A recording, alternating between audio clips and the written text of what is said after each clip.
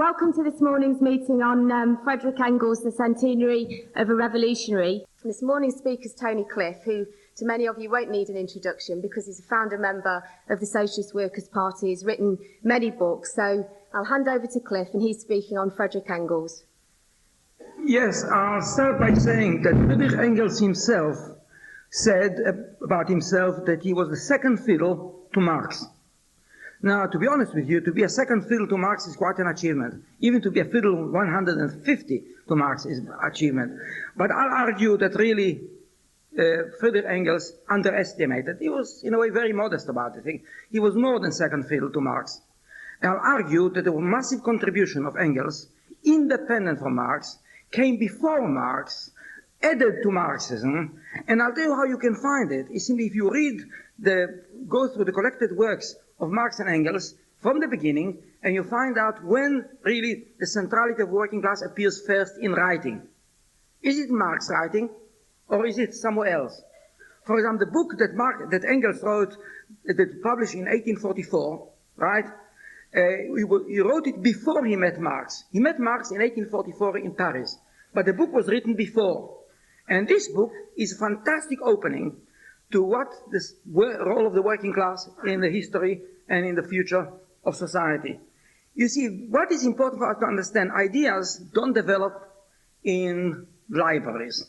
If people really think that big ideas are created somewhere in a library, you must be bloody dreaming. The truth of the matter is this: when Marx wrote that communists generalized the historical and international experience of the working class, therefore you have to start from the experience of the working class. If you read Marx Engels' Communist Manifesto, when they speak about what will happen after the revolution, there is a very vague concept. They speak about the dictatorship of proletariat, but they don't tell you how the dictatorship of proletariat will look like. Then in 1871, Marx writes a little book in which he says, under worker state, there will not be bureaucracy, there will not be standing army, all officials will be elected with a right of recall, they'll get the wages of average workers, etc. He said, my good God, Marx has been working very hard in the British Museum. In 1848 he didn't know it. In 1871 he did know it. Now the truth of the matter, he did know it because the Paris Commune was a fact of life. The workers of Paris created the Paris Commune without bureaucracy, without standing army, etc. And here you find that Engels had one advantage on Marx. The advantage was a very simple one. He lived in Britain. Engels lived in Britain, right? And the first working class mass movement in the world was the Chartist movement. I mean, you don't learn it at school, of course, because, in Britain, revolution is a foreign thing. It is Russians kill Tsars. It's the French king kills kings. Shh! Don't mention Charles, the old Charlie.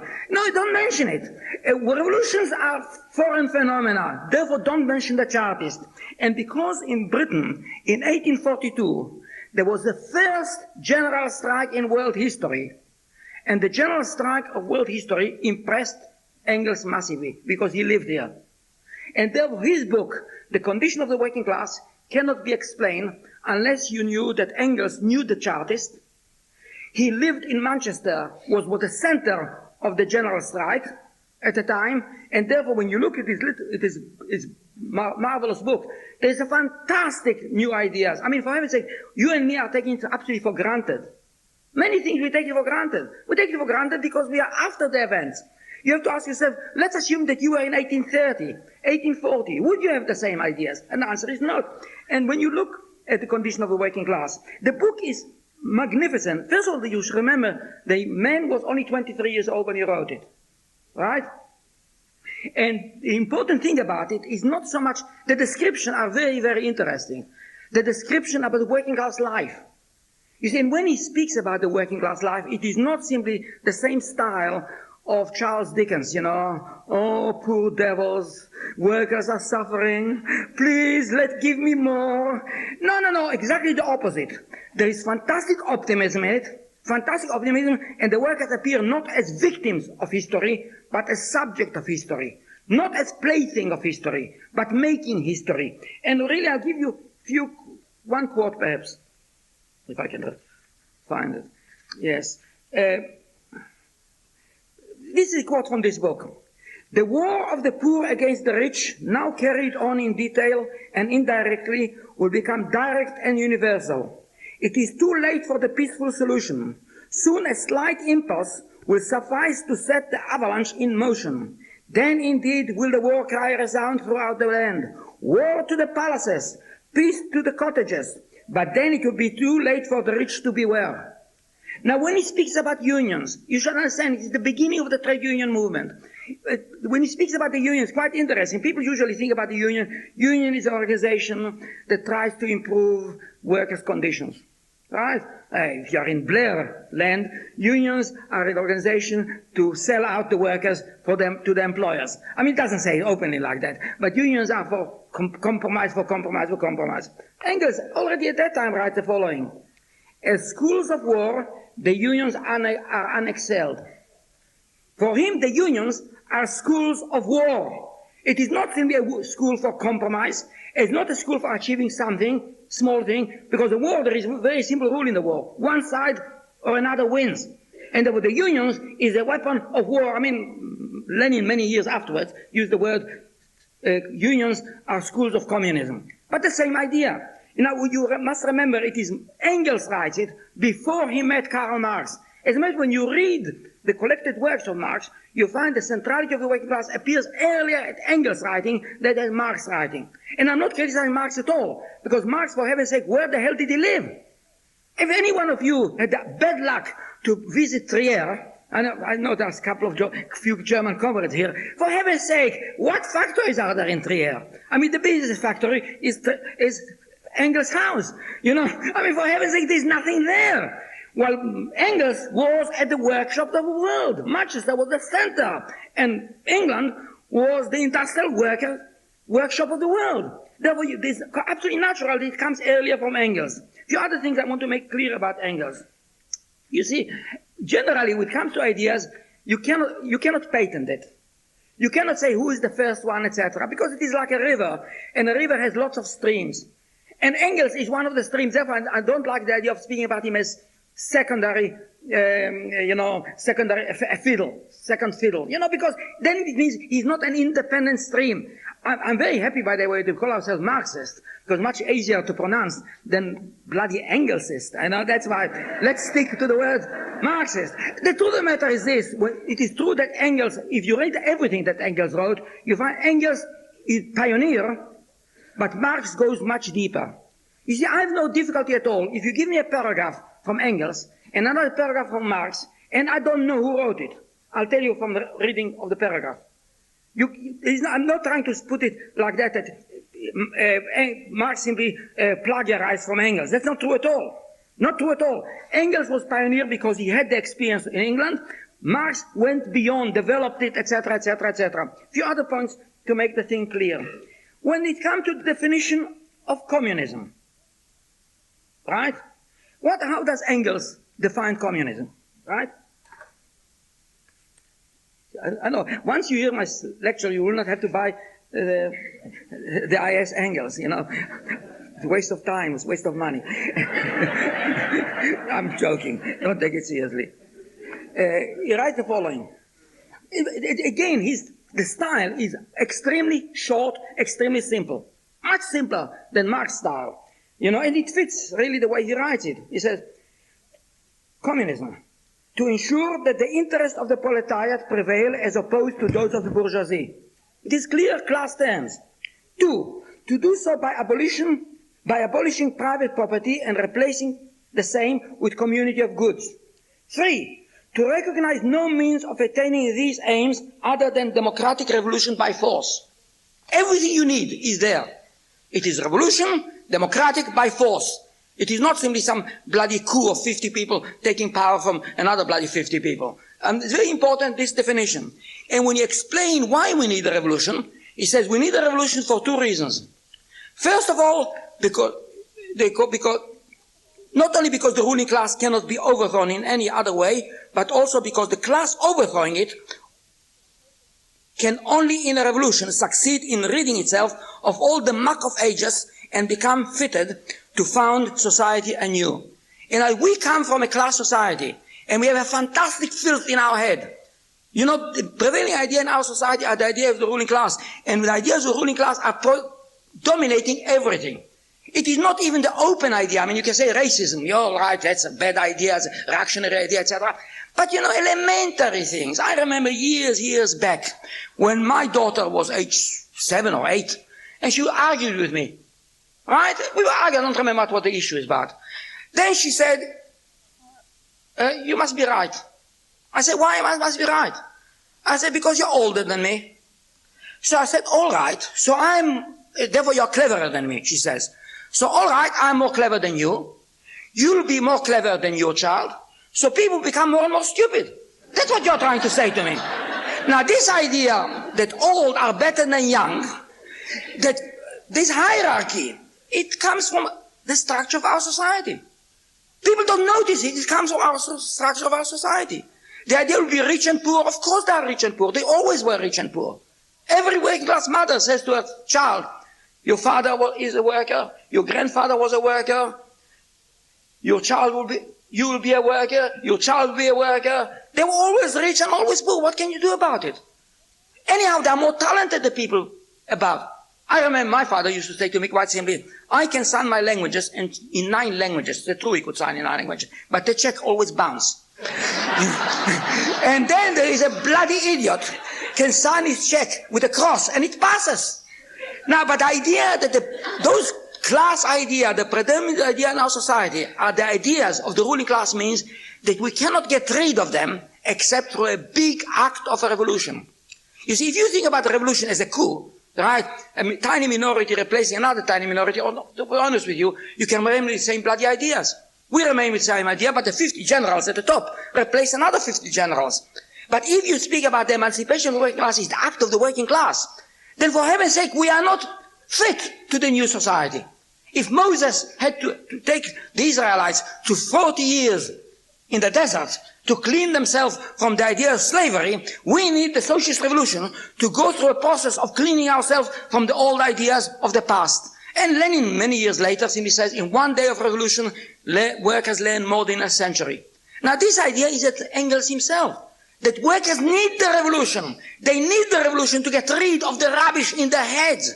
Because only when they fight in the revolution, when there is activity of revolution, then they find the power, the collective, the self-confidence, the not need for anybody to look up to. The whole idea, I mean, for me, when somebody asks me to sum up the Russian Revolution, I'll tell you straight. One small story in John Reed, 10 Dangerous Ships of the World, sums it up beautifully for me. When Trotsky, the chairman of the Soviet of Petrograd, the president of the Soviet of Petrograd, comes to the building of the Soviet of Petrograd, and there are 2 workers stopping anybody coming in without permit. Because the danger of some counter-revolution is throwing hand grenade or whatever it is. So Trotsky comes there, and he looks in his jacket and he says, I'm very sorry, I don't have the permit, but I'm Trotsky. And the chap says, I don't give a damn who you are. Here is workers' power. Now you see this, for that you need a revolution, for somebody to dare to say it. John Major come to 10 Downing Street, and the porter there says to him, we don't give a damn who you are. Here is workers' power, and now the revolution has arrived. Therefore, the revolution, the idea of Engels, the revolution is necessary for the workers to change themselves. It's a fantastic idea. I mean, we can take it for granted, but I think still it's a fantastic idea. A few other things about Engels himself. When the Communist Manifesto was written, you should know that on the Communist Manifesto, it's written by Karl Marx and Friedrich Engels. Really, it was written by Karl Marx. But there is the first draft of the Communist Manifesto. Engels wrote the first draft. It is called Principles of Communism. Now, it is extremely exciting to read the 2 drafts together. To read the Principles of Communism and to read the Communist Manifesto. I'll tell you because there are a number of questions in the Principles of Communism that are not in the Communist Manifesto. For example, there is one question in Principles of Communism: can we build socialism in one country? I mean, questions that 80 years later, 90 years later, led practically to a bloodbath between Stalin and Trotsky, you know. Engels asked this question. He says, of course not. Because the world economy is an international economy, and he goes on. Now, therefore, when you look at Principle of Communism, it gives you an idea of Engels' ideas. As a matter of fact, all the ideas in the Communist Manifesto is already there. Already there. very clear, very simply, not as grand. I mean, the truth of the matter is, when you look to Marx, you have a feeling that he has a fantastic mural, right? Fantastic big picture. When you look to Engels, you can see a much smaller picture. But the same basic ideas are there. It's very important for us to understand it. A few other things to make absolutely clear. The question of permanent revolution. I mean, all of us speak about Trotsky, the teacher, the founder of the theory of permanent revolution. It is true, absolutely true. Except that long before Trotsky, in 1848, Engels writes the following. He writes the same ideas about the permanent revolution. He writes, the bourgeoisie, he says, first of all, the bourgeoisie is cowardly, right? And therefore, the more you go to the east, the more cowardly is the bourgeoisie. The English bourgeoisie dared and cut the head of the king. The French bourgeoisie was confident and cuts the head of the king. The more you go to the east, the more cowardly they are. And why? Because they look over the shoulders and they see the shadow of the working class. The bourgeoisie in Britain in the 17th century didn't come and say, my good God, will we dare to make a revolution? If the revolution be, will the proletariat rise? There was no bloody danger for the proletariat rising. There were no, in the French Revolution, there was no strike in the French Revolution. Workers didn't go on strike. I mean, there was riots about food, riots about prices, but there was no the concentration of workers in factories. Now Engels writes the following, it's quite interesting. Your reward, he writes about the bourgeoisie, your reward shall be a brief time of rule. You shall dictate laws, you shall bask in the sun of your own majesty, you shall banquet in the royal halls and woo the king's daughter, but remember, the hangman's foot is on the threshold. Now this is a fantastic concept of what the permanent revolution is all about. The bourgeoisie is too cowardly to carry its own revolution because they see behind the shoulders, you know, they see the shape, the threat from the working class. What else I want to say about Engels' contribution? Yes. Now, as a matter of fact, what is the name?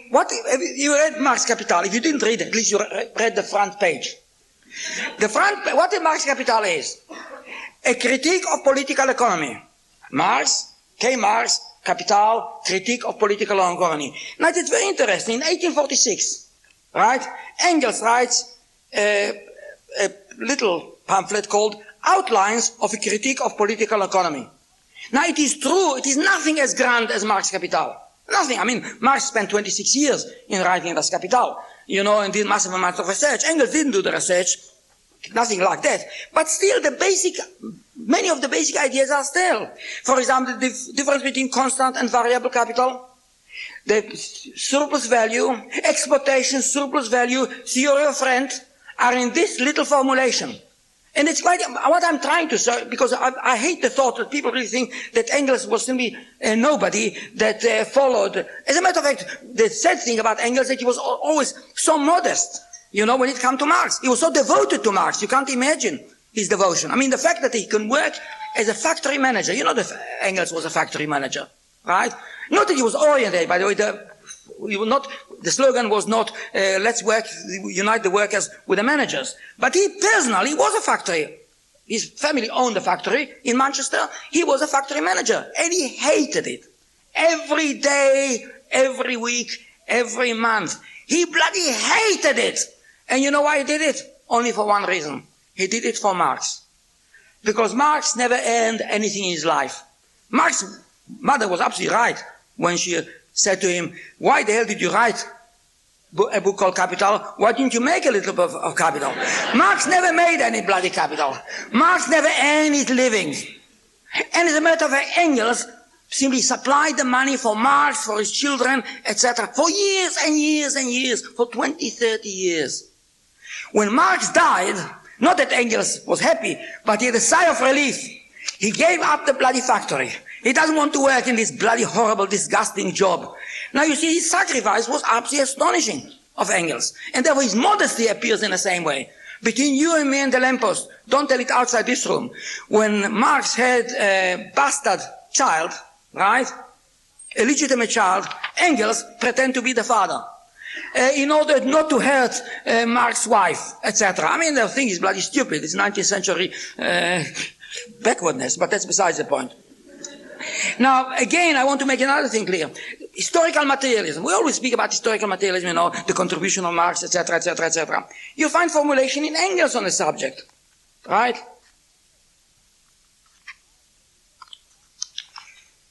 History does nothing.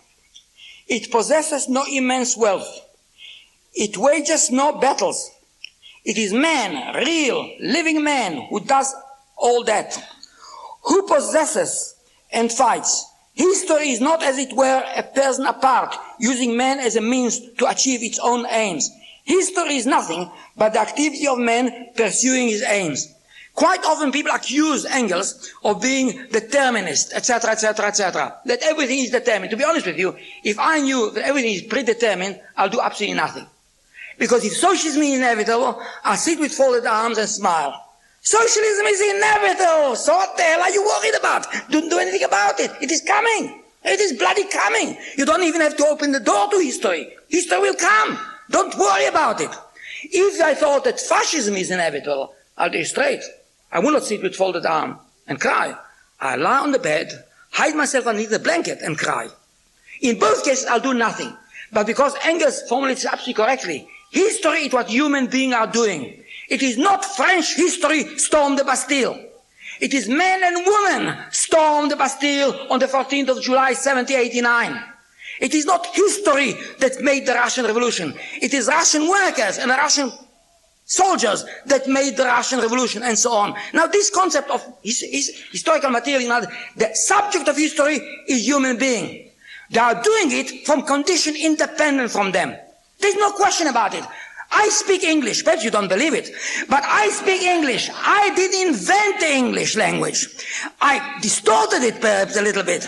But English existed independent for me, but it's not English speaking to you. It is not the language. There is something mystical thing talks to you. No, it is me speaking to you a broken English. But you see, it is me, the active subject of history. That's very, very important in Engels' formulation. A few other points to make the thing clear. You see, when you look, there are a few contributions of Engels that stand completely separate from Marx. You know, for example, The Origin of the Family, Private Property of the State, published in 1808, written in 1884, 1 year after Karl Marx died. This is a fantastic contribution. And I'll tell you why, because he went through a new area.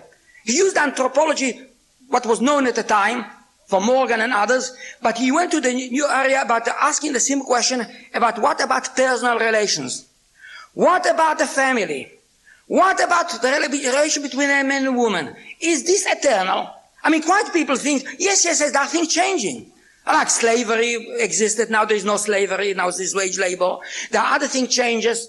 But you know, human relations are somehow independent from it. Human nature is something independent from it. Now, Engels makes it absolutely clear that human nature is a result of the historical conditions. To put it in a very simple thing, one analogy, a very simple analogy, the question of greed. Now, the question of greed. I come from Palestine. I'll tell you straight, in Palestine, nobody would have left milk outside the house if the milkman came. Not because the weather is so hot that the milk will turn sour, but because somebody will steal it. Now in Britain, if the television man comes and knocks on the door and you're not there, he doesn't leave the television. But the milkman comes and leaves the milk. So he said it's human nature to steal television. It is not human nature to steal milk. Nothing to do with human nature. It has to do with the circumstances. Milk is cheap. There is a lot of milk relatively. There is very little television. Now, when Marx comes to the question of the family, the relation of the family, he explained basically this is rooted in class society. The condition of what we call the family is the private property and all the transformation in the family. And he shows it brilliantly in his little book, The Origin of Family, Private Property and the State. The last couple of points is this. What I spoke up to now is mainly about Engels' ideas. But the truth, you can't speak about Engels without forgetting that Engels was a man of action. A man of action. You know how he was called in Marx's family? He was called the General. General Engels. Why was he called General? The answer is quite simply, while Marx wrote during 1848 many marvelous articles, etc., etc., etc., it was Engels that was on the bloody barricades. It was Engels that was fighting in the army. It was Engels, the man of action. And to the rest of his life, he was the man of action. Quite often, by the way, because he was the man of action, he had less clear picture, by the way, than Marx that had a little bit distance. This is the funny thing. I'm not saying the theory develops just in direct relation to action. Quite often, if you do direct relation, you don't have the distance. Marx had the distance, Engels sometimes missed it. For example, in American Civil War between the North and the South, Engels thought that the South is going to win. Why he thought? You can see a whole number of letters of his. He speaks about the South is better organized, that's true. All the army colleges, like Sandhurst in Britain, it was in the South. The best generals were in the South, the best officers from the South, and no question the South, to start from, was doing better than the North. Marx simply said, no question about it, the North are going to win. Why? Because wage labor is more productive than slave labor. Full stop. That's the first thing you can notice. Wage labor, therefore, New York is more advanced than Texas. And therefore, the North is going to win. Not only this, when you look to the most oppressed section of American society, the black slaves, where do they run from? From the North to the South or from the South to the North? They run from the South to the North. They prefer the North. And Marx was completely convinced that the North are going to win. Engels, because he was a technical expert in terms of armament, in terms of the army, he thought that the South will win. Now you see what I'm trying to say, because the worst thing in the world, I'll tell you straight, hagiography, to come and say Engels was everything was right, I mean, it makes me absolutely sick, to be honest. Well, Marx was absolutely right. Because for heaven's sake, I don't want to go to the stage when they write about Lenin, you know, in the Russian history, if you lived under Stalin. And not only Lenin was always right. His father was so bloody magnificent. He was such a progressive. I mean, forgetting that his father was knighted by the Tsar. Lenin's father. They're forgetting when the Tsar Alexander II was assassinated in 1881. What do you think Lenin's father did? He went to church to pray for the soul of the Tsar. I mean, but you can't have it. Because saints are born from saints. If you read the New Testament, don't you remember the New Testament tells you, this beget that and this beget that. I forgot all the line. And the last one beget Jesus. I mean, you can see they're going, everybody begetting, you know, you can be sure that a saint is born to a saint. Now, I don't want anybody to come from this meeting and say, Tony Cliff said, Engels was bloody marvelous, he was brilliant, he never made mistake, a lot of bloody rubbish. One good thing that Engels was very active, in other words, he was active when Marx was alive. He was even more important when Marx died. If you read what happened between 1883 and 1895, when 12 years that he was on his own, you know, you find again and again, revolutionists and socialists and trade unionists from all over the world were contacting Engels, asking for advice. And Engels was absolutely generous in giving advice. He was very involved in the French, in the German, in the Russian, of course in the British. In every working class movement he was involved. He was not only internationalist in words, he was international in practice. And you can see it from what he was reading. I have the list of what he was reading every day. He was reading 7 daily papers, 3 in German, 2 in English, 1 Austrian, 1 Italian, and 19 weeklies in variety of languages. Now, Engels himself knew 29 languages. Now, she told me to shut up. She's absolutely right. You know, Engels, in other words, it is not simply that he was internationalist in principle, but he was internationalist in practice. By the way, to read languages is much easier than to speak. I'm not saying that Engels knew 29 languages to speak, but to read he could, because he quite simply, he wanted to know. He wanted to know the Russian, right? What the Russians are doing. What are there with you Russian socialists? Sorry. At the time, you can't do it unless you read Russian literature. So he learned the Russian especially for that. Now that's an achievement. I mean, his devotion was absolutely astonishing. And I'll finish with a quotation about Engels, really from Engels' own words. Engels, Gesundheit. Engels on Marx's grave said the following: for Marx was above all else a revolutionary. His real mission in life was to contribute in one way or another to the overthrow of capitalist society and of the state institution which it brought into being. Fighting was his element, right? Now, these words are exactly the words that fit Friedrich Engels. Friedrich Engels was, above all, was a fighter. He was not a scientist, just like that. His science was simply a weapon in a fight. The theory of unity of practice is not unity of theory of practice, that somebody writes a book that theory, and you read the book that the practice. That's not a bloody unity of theory of practice. The unity of theory of practice, the unity of the theory with the class struggle. All the theories are no use at all, except in terms of the class struggle. And I'll finish with a very good quotation from Heinrich Heine. You know, Heinrich Heine was a young poet, writer, and he wrote a little story called The Dream of Professor Marx. But you should know it is not Karl Marx, because when Heine wrote it, he didn't know that there is a man called Karl Marx, and Karl Marx was still in his shorts. So you wouldn't write about him. But you know what the dream of Professor Marx? Professor Marx dreams about a garden. And in the garden he sees beds. And in the beds, not flower grows, but quotations. And you take the quotation from one bed and put in another bed. This is the dream of Professor Marx. Now that was not the dream of Friedrich Engels or Karl Marx. Their dream was not a theory leads to theory, a theory leads to theory, theory leads to theory, theory encourages theory, theory encourages praxis, but it's very good, much better than practice, because you impress somebody. A theory, no, a lot of bloody rubbish. Theory means, what does it relate to the struggle in the unions at present? How does it relate to the struggle in fascism at present? How does it relate to the struggle on unemployment at present? How does it relate to war in Chechnya at present?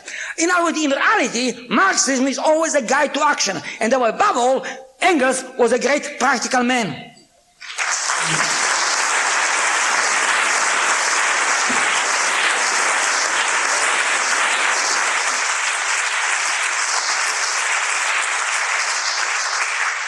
All right, comrades, when I call people to speak, can you come down and use the microphones? Because obviously it's a really big room and everybody will be able to hear if you do. The first speaker is Alex Kalinikos from the Central Committee of the Socialist Workers' Party, and he'll be followed by Dave Gilchrist. And if the second person can be making their way down so we don't have to wait too long. I've always found Engels an immensely attractive figure, as well as being a great revolutionary. He's, in some ways, the most human of the great Marxists, the one that you can imagine going to the pub with. You know, can't really imagine going to the pub with Trotsky, for example, much too strict and forbidding a figure.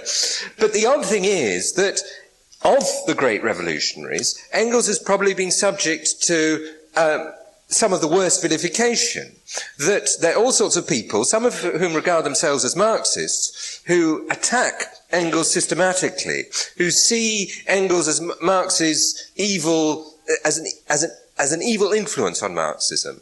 Engels as someone who took Marx's thought, took what was creative and original about Marx's thought, and fundamentally distorted it, turned it into a dogmatic closed system that then made possible the development of Stalinism, the degeneration of the Russian Revolution, and so on and so forth. Now, there are all sorts of things wrong from this view, from the point of view first principle. I mean, Cliff has touched on the way in which Engels was often there before Marx, that he got to some of the central ideas of Marxism before Marx did. It's also ridiculous in any case, even if all the claims about Engels distorting Marx's ideas were true, it still would be ridiculous to claim that somehow this then led to such a massive historical phenomenon as Stalinism. It's an incredibly idealist way of looking at history, but it's nonsense also in a much more direct way. That first of all, if we look at the relationship between Marx and Engels, it was a very, very close relationship of collaboration.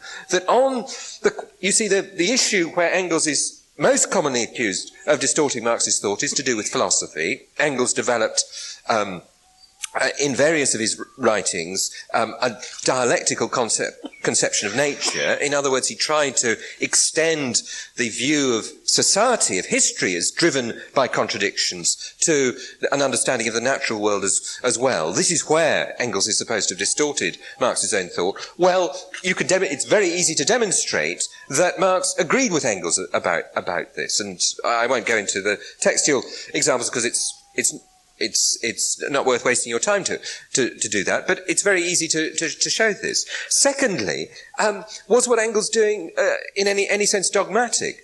I think it's ridiculous to make this claim. What Engels was doing, and this is part of the kind of fertility and adventurousness of Engels as a great Marxist, he was responding to the great scientific breakthroughs that took place in the second half of the 19th century, Darwin's theory of evolution, the development of the laws of thermodynamics and so on. Fundamental breakthroughs in our understanding of nature, and he sought to integrate these breakthroughs with the breakthrough that Marx had made in understanding history and to develop an integrated theory of the world. Now, you can argue that there are ways in which Engels may not have got it completely right and things like that, but it was a fantastically adventurous way of trying to integrate these different breakthroughs, which I think has been borne out but by more recent developments in the natural sciences. There's nothing dogmatic or closed about Engels as a philosopher. Finally, the idea that Engels could have anything to do with Stalinism in his theory or in his politics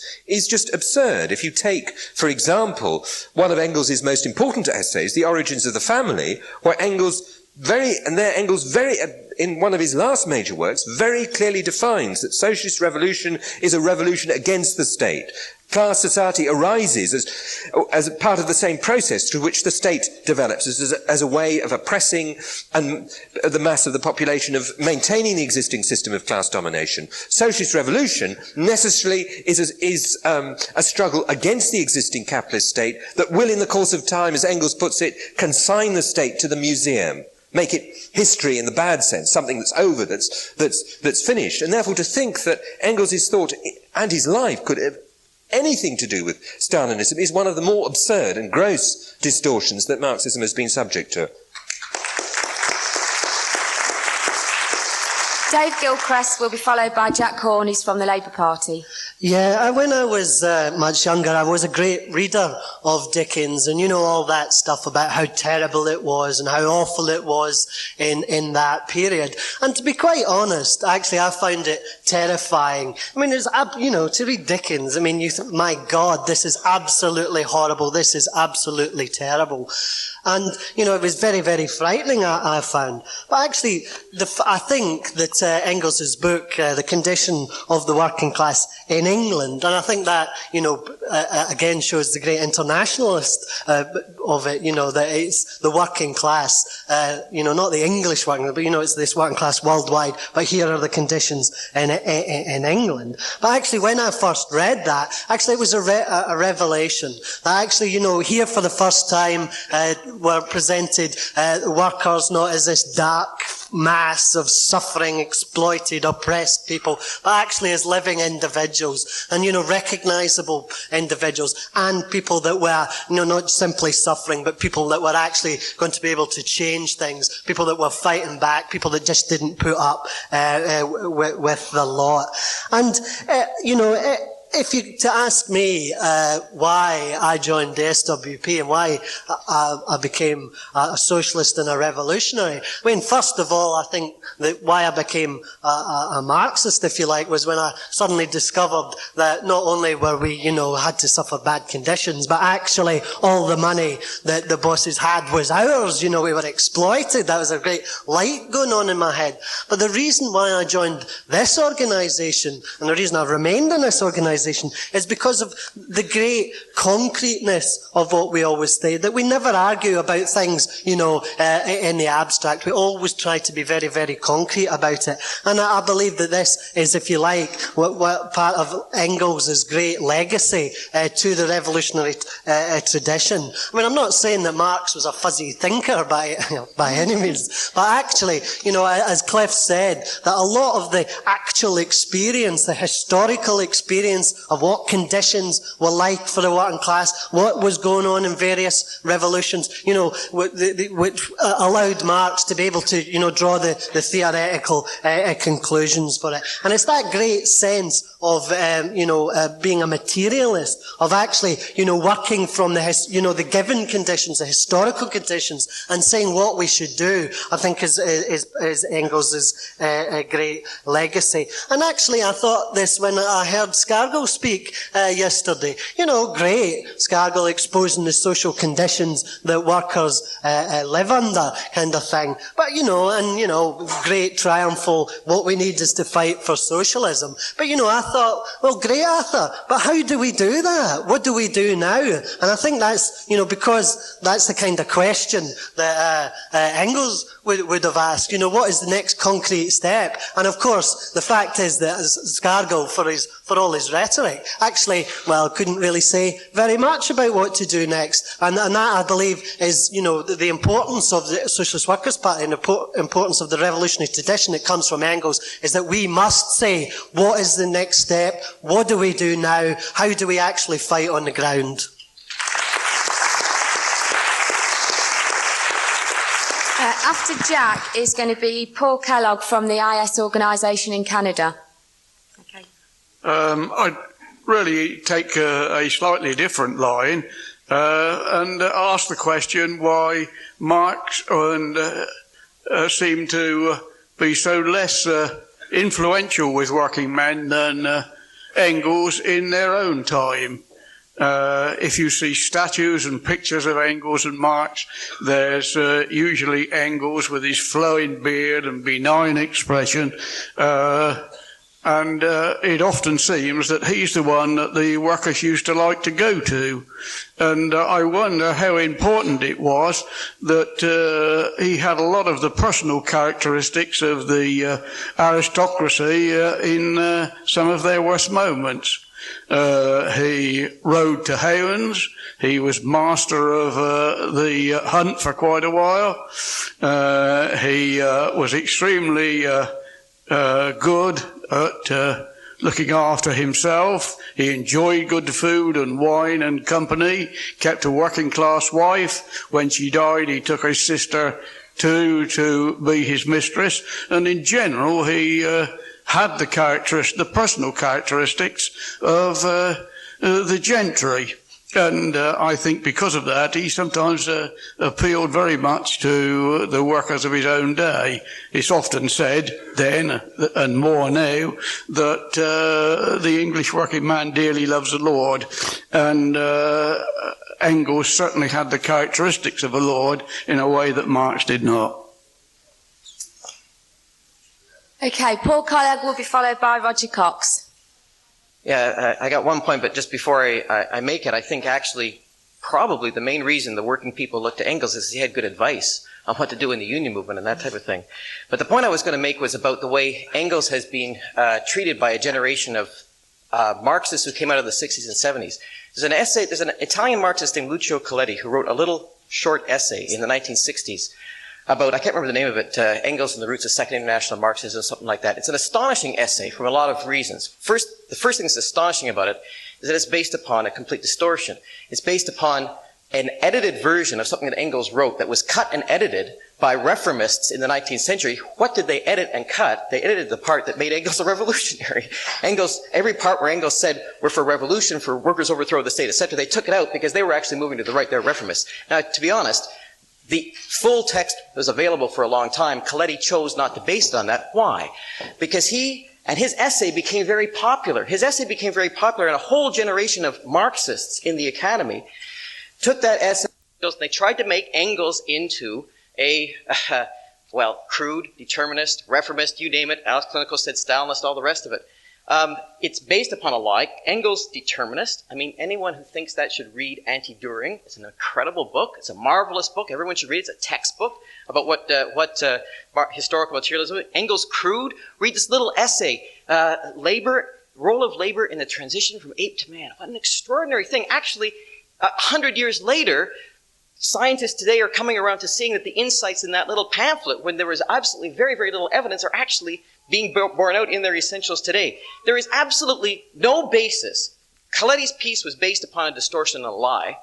There is no basis for the reams and reams and reams of academic Marxists who try to make out Engels as a break from Marx, Engels is crude, Engels is true. There's no basis in his writings, in his practice, but there's a reason for it. And actually, that view of Engels is everywhere in the academy. You walk into the academy, you'll meet someone who says, hello, I'm a Marxist.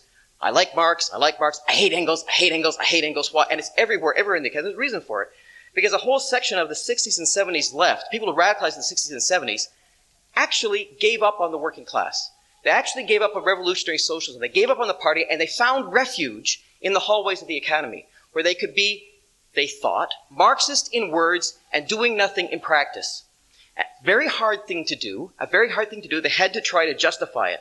They were not courageous enough to take on Marx. And actually, in taking on Marx, they would have lost their credentials, because their credentials were academic Marxist. But they could slip in through the back door. Slip into the back door and take on Engels. We're for Marx, we're against Engels, he's crude, he's determinist, he's all the rest of it. It was actually to justify the passivity of a section of the left that was moving away from revolutionary politics, moving to the right in a very, very big way, and are actually, right now, to be honest, our opponents in terms of the revolutionary projects. Engels was a revolutionary. Engels was not crude. Engels was not deterministic. Engels was a Marxist, full stop. Actually, Marx was an Engelsist, whatever the word that you coined today was. He's ours, and the academic Marxists who have attacked Engels, in attacking Engels, have abandoned Marxism. Why? Because they've abandoned the working class.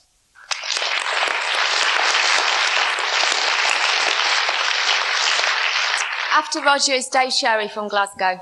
I just want to really bring the discussion back to what Cliff was saying when he began. That is, I think, the most important contribution that Engels makes, and certainly in question of reading the Condition of the Working Class in 1842, is the fact that here is the start of the idea, the beginning of the idea of which we all stand for, the thing that makes us unique in terms of our ideas, even amongst other left-wing organisations, is the centrality of the working class. Now, I mean, these ideas didn't come to Engels because, he had Irish working class mistresses, or he hunted with hounds, and no doubt the bouncing in the back of horses may have contributed something to this idea, but I don't think very, very much. It was because he actually saw the strike of 1842. Now you've got to have an understanding what the strike of 1842 was actually about, and what it was like. It was a massive event. And if you read the books on 1842, there's probably quite a good one, written quite in the 80s, and it's available in the bookshop, I'm fairly sure. To get some idea, just crudely, just in terms of its quantities, the strike of 1842 was not equalled in terms of its number of people involved, in terms of its endurance, until the great miners' strikes of 1910, in terms of numbers, in terms of time. Even the strikes over the electoral issues in Belgium did not have the size and did not have the duration of the strike of 1842. 1842, comrades, was massive in historical terms. And therefore, I think that must have smacked Engels in the face. Just to suddenly see, and you read his book, the descriptions of the hovels and the horrors of Manchester as a city. But in the centre of it, you have this massive conflict of thousands of men and women fighting against a place, an army, which was an experienced army, and don't forget, the British Army had more experience in putting down insurrections in Britain than conquering Napoleon on battlefields of Europe, and yet they maintained this strike for nearly, I think, something between 6 to 8 weeks. The battles raged from the centre of Manchester to the surrounding villages, which of course now the suburbs of Manchester.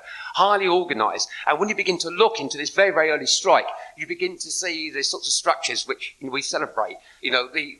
Not completely. I mean, it'd be romantic nonsense to say you would see a Soviet there, but you saw delegates coming together, and quite interestingly, that was the first area that was attacked by the ruling class, by the police, the magistrates, and the rest of it, to break up. You saw the whole concept of flying pickets, starting in one area and spreading out to others. And if you read 1842 and you read the other investigations that have been made locally by good, honest socialist historians, you see a strike which has an enormous sophistication, enormous levels of control. And out of all those weeks of conflicts that Engels must have been looking at and being absolutely amazed about, here was the birth of the idea of the century of the ruling class. I mean, if they can keep the British Army up and around Manchester for 6 weeks, if this strike could spread right into North Wales, South Wales, into Cornwall, if you saw in London when they were using the modern railways to move more and more troops up to Manchester, there was these massive crowds at any moment could almost break through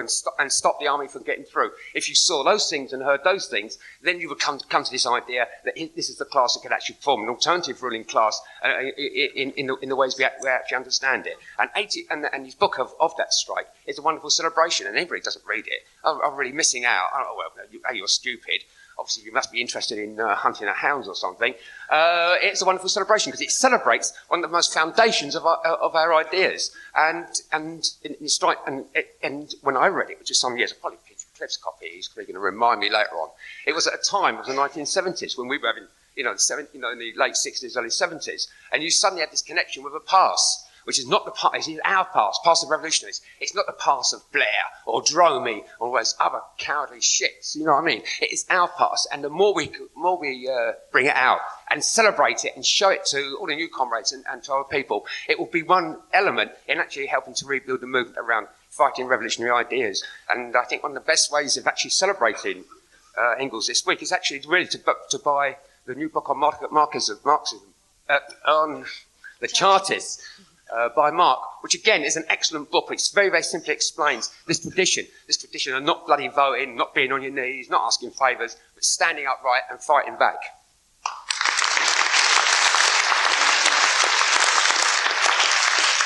After Dave Sherry's Jill Hubbard. I think there's hundreds of reasons why Engels is important for us today, but I think the two principal ones came out in a number of the contributions that have been already made, and certainly in class introduction. I mean, obviously, I think what Engels puts across is that any theory that doesn't inform, that doesn't connect with practice is useless or worse than useless. And that socialists who cannot learn and cannot look to the working class and its experience and learn from it are useless as well. The idea that socialists invent theory and present it to the working class was completely alien to Engels, completely alien to Marx. Marx didn't invent the notion of smashing the state sitting in the museum of the British Library. He learned it from the concrete experience of the Paris workers in 1871. Lenin didn't invent Soviets. It was learned from the experience of workers in Petrograd. In fact, the Bolsheviks had trouble coming to terms with it, and therefore, socialists have to understand that. And just the same way Engels. I mean, Engels had to argue. I remember one of the first things I read by Engels was a quote about the British Marxist movement in the 1880s or 1890s. And he's writing to a friend in Germany saying, the problem with this lot is that they do not connect with the working class at all. Their idea of theory is some abstract dogma that you try and shove down people's throat. In fact, he said, and then they turn their back on the working class because the working class is too stupid, it doesn't have the ideas. Now, that's completely alien to the tradition that we stand in. And I think that's the centrality of Engels. Engels said, it would be preposterous to think that you can't fall off a wall because you don't understand the theory of gravity. Equally preposterous that you cannot take part in the class struggle because you haven't read Marxism, you haven't read the books. That wasn't to belittle the theory, but to say that it had to be connected with practice, that the theory itself could only live and develop if it was connected with the actual struggles of the working class. And I think that's the fundamental thing about Engels for us today.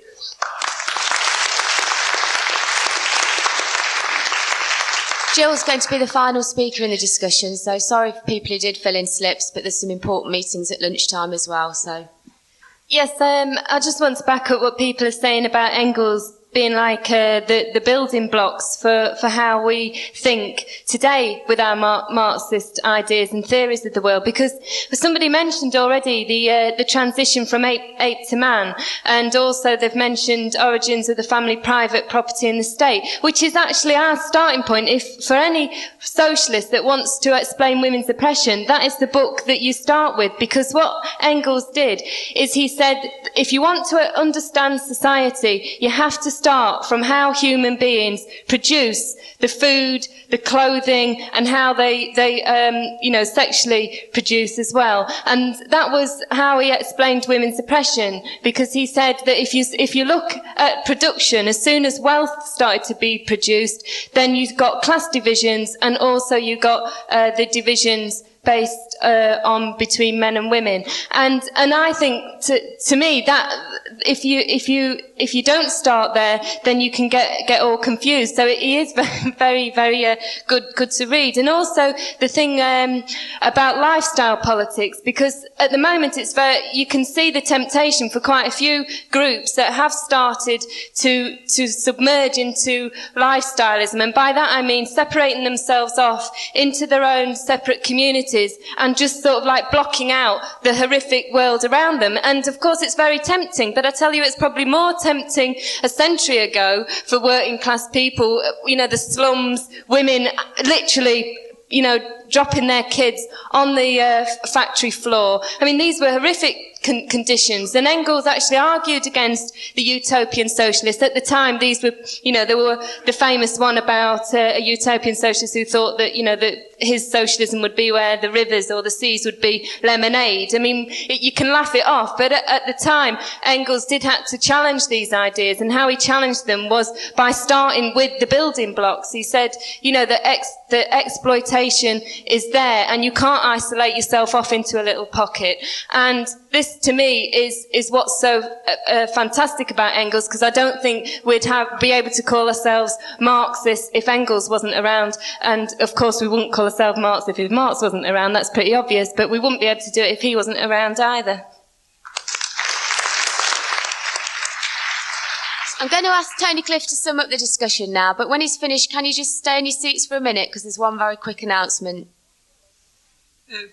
Paul Kellogg was 100% right when he said that people tried to hide behind Marx in opposition to Engels because they wanted to separate theory from practice. I'll tell you, during the battle between Stalin and Trotsky, so long that Stalin was alive, everybody was, the communist movement by and large supported Stalin. There's no question. Every time Stalin had a cough, right, and sneezed, they took the handkerchief out. This was absolutely natural. But once Stalin was exposed after the death of Stalin, everybody, the same people, decided we cannot identify with Trotsky after Trotsky did fight against Stalin. We must find somebody that is not a Stalinist and not a Trotskyist. And they looked carefully around and they found they were lucky. There was a man in Italian prison, and because in Italian prison he couldn't be really active very much in the battle, his name was Gramsci, and they put up Gramsci as an example. We are not Stalinists, we are not Trotskyists, we are Gramsciites. Now the same they try to do with Engels, with Marx against Engels, because Marx, it's very difficult to attack him because of the size, etc. But let's find the difference in Marx and Engels. And because the Engels is so much to say the man of practice and so on, we will come and say we agree with Marxism. Marxism developed into really volume 3 of Capital about the analysis of the transformation of surplus value into average rate of profit. They are much more interested in the arithmetic and the mathematics. They are interested in the struggle. And that's why they distinguish between Engels and Marx. Marx and Engels were like two peas in a pod. You cannot separate them in terms of ideas. Engels fed Marx, Marx fed Engels in terms of ideas. When I said that Engels came to the idea of the working class earlier, you can prove it because he was simply in England, and therefore comrades refer to the strike of 1842 is absolutely right. The strike, one of the exciting about the strike of 1842, if you read it, the idea of the flying pickets, you really think we invented it, or our generation invented it? Forget about it.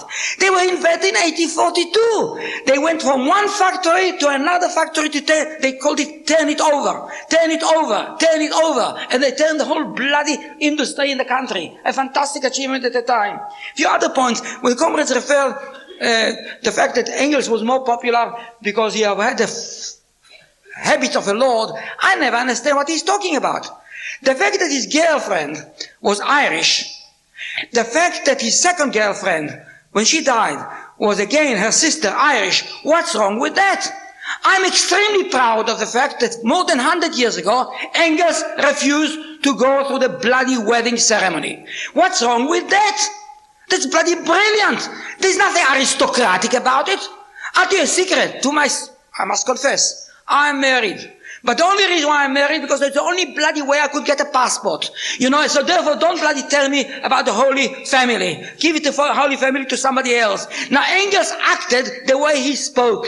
And therefore, the fact that this Irish working class girl, quite naturally, there were lots of Irish, Manchester was full of Irish people at the time. And therefore, there's nothing aristocratic about it. But when Alex simply said, you can think about going to the pub with Engels, you can't think about going to the pub with Trotsky and Lenin, he's right. But you can go with the pub with Marx. Marx was a drunkard up to here.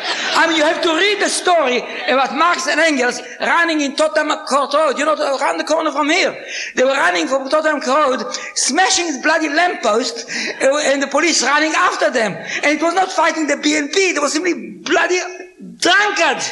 I mean, they were human.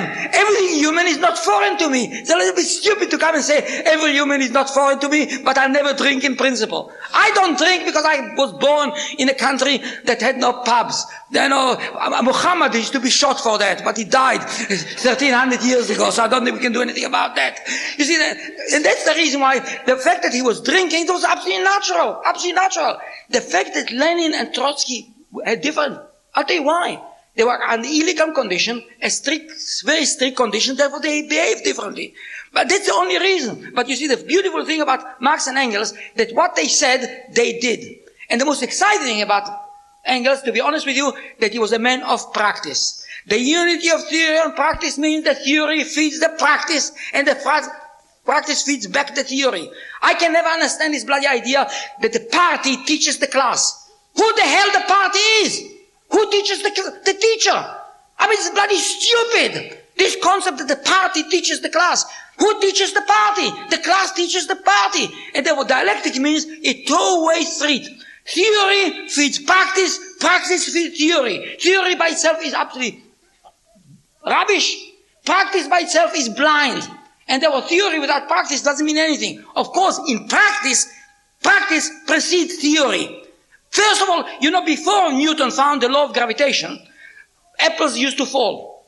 It isn't only since Newton came, apples start falling. No. Apples fell, he found the theory to explain how the bloody apple fell. Therefore, the practice always precedes the theory, but the theory always fructifies the practice and develops the practice, etc. Therefore, we are not simply practical men. We are not only theoretical people. We are theoretical practical. We believe the most important thing is the practice. We judge our activity in terms of what the practical results of this activity, the immediate and the long term. Practice is the judgment of us. Don't support us because you like us or don't like us. Put us to the test. Put us to the test. Put yourself to the test. Because the emancipation of the working class is the act of the working class means in practice you have to prove it. In the unison strike, in the library, in Sheffield, I don't care whatever happens now in Britain and elsewhere. That's all what Engels is all about.